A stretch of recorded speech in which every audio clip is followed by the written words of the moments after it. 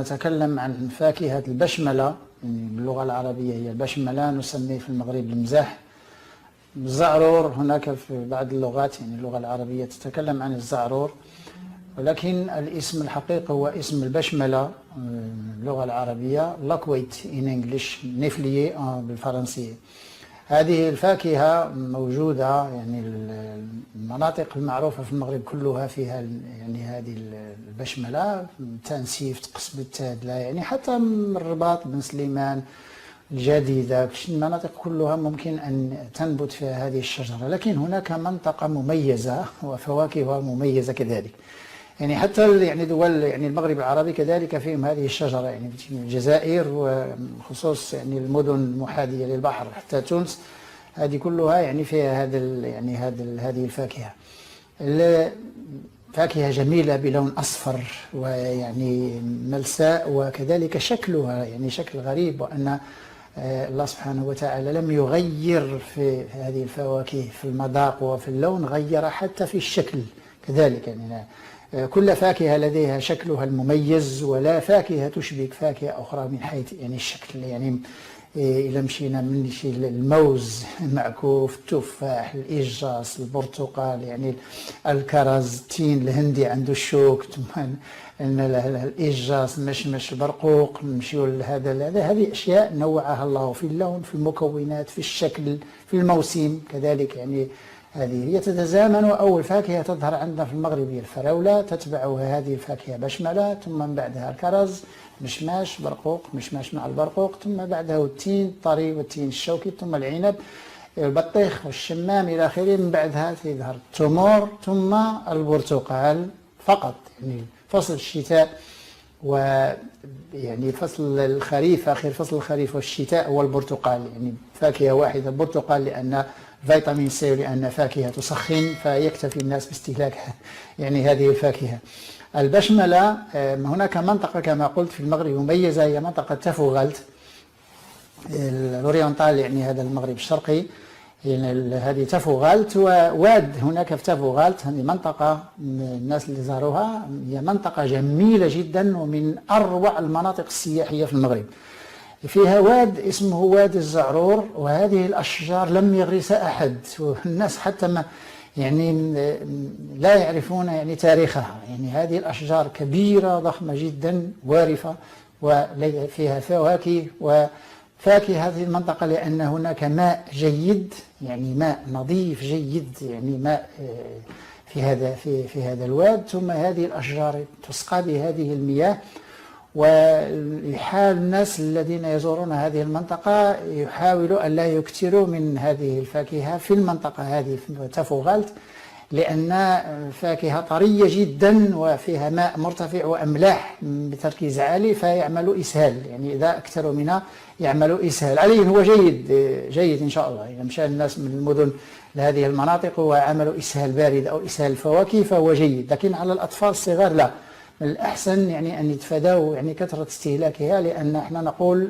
يعني دائما البيكتات أو يعني ألياف الفواكه، الألياف الغذائية في الفواكه زائد الأملاح زائد الماء يعني يساوي إسهال. هذه معروف، الناس اللي يكثروا طبعا، يعني أكل الناس نصف كيلو أو كيلو، هذه طبعا يعمل إسهال من أي فاكهة، ليس البشملة. يعني هذه الفاكهة البشملة صفراء، طبعا لما نقول صفراء هي البيتا كاروتين، يعني دائما هذه ما نتكلموش عليهم، الفواكه اللي بهذا اللون هذا هي تحتوي على بيتا كاروتين، على شيء من اللوتين، لكنها تشترك مع البابايا في الكروتين، يعني أنها هذه والكروتين مادة مضادة للأكسدة قوية، يعني هذه من المضادات القوية في الأكسدة، وهذا الكروتين ثم تشترك كذلك مع الفواكه الأخرى التي تكلمنا عنها في الكلوروجينيك أسيد، يعني حمض الكلوروجينيك.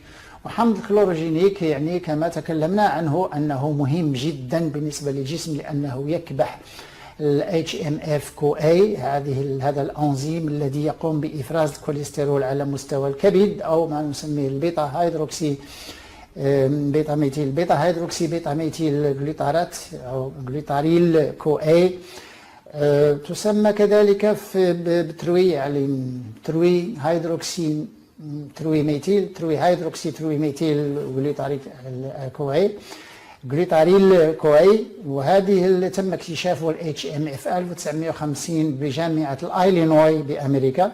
يعني تم اكتشاف هذا المكون، وحتى الباتواي يعني حتى المسار البيوكيماوي، يعني أنه يمشي هذا يعني الكيتوجينيسيس هذا والميتابوليزم، يعني هذا الباتواي يعني كيمشي طبعا هذا يعني كاين سانتاز وكاين ريديكتاز، يعني تكلمنا عنه في حلقة سابقة، هو الذي يكبح إفراز الكوليسترول على مستوى الكبد. الكلوروجينيك جميع الأشياء التي فيها حمض الكلوروجينيك أو النيوكلوروجينيك وفيها ألياف غذائية وأملاح معدنية، وهذه البيتا كاروتين هي أشياء تدخل في نقص الكوليسترول في الجسم. الكوليسترول خبيث، نحن نتكلم عن ال LDL، أما ال HDL فكما قلت سابقا لا يوجد، يعني ال HDL الآن يتأكسد، هو يعني غير ثابت، يعني جزيء unstable، هو غير ثابت ويتحول بسرعة تحت تأثير الجذور الحرة، يعني الأكسيديشن.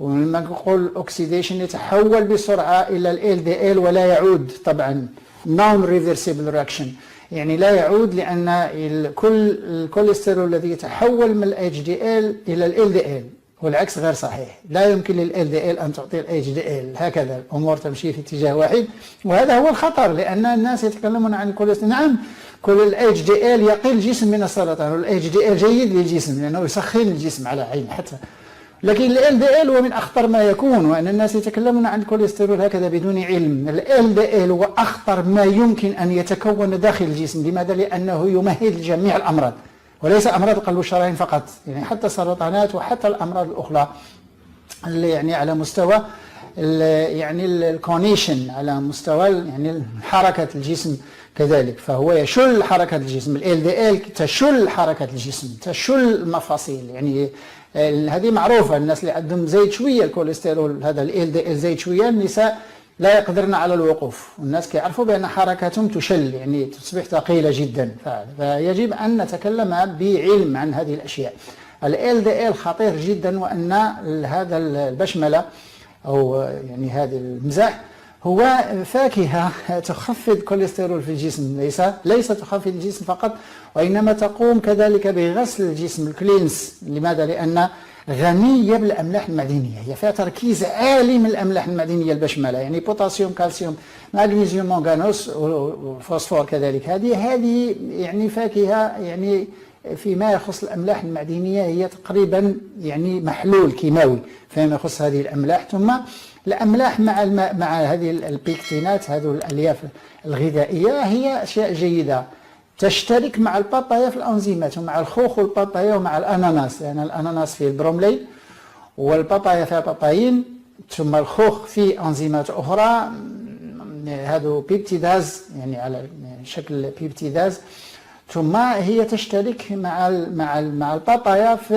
هذه الأنزيمات، فيها شيء بسيط من البروتياز هذه الأنزيمات، وفيها الأحماض الثلاثة التي تذيب النقرس، يعني هذه بلورات النقرس، يعني تذيب يعني حمض اليوريك في المفاصل، اللي هي حمض السيتريك وحمض الماليك، ليس حمض السيتريك أسيد والماليك أسيد، وكذلك